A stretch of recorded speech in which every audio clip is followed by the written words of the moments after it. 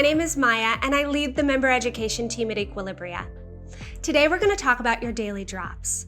Our daily drops come in a regular strength and an extra strength.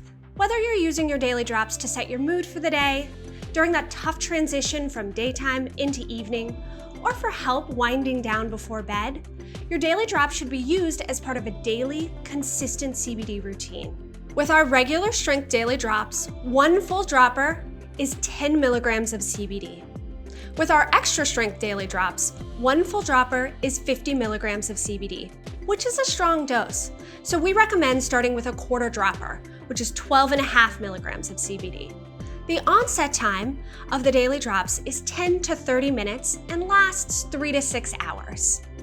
To use, simply unscrew the cap and give it a double tap to fill to your desired dose. Administer the oil under your tongue and hold for at least 60 seconds before swallowing to allow it to fully absorb into the sublingual glands. The less oil you swallow, the better.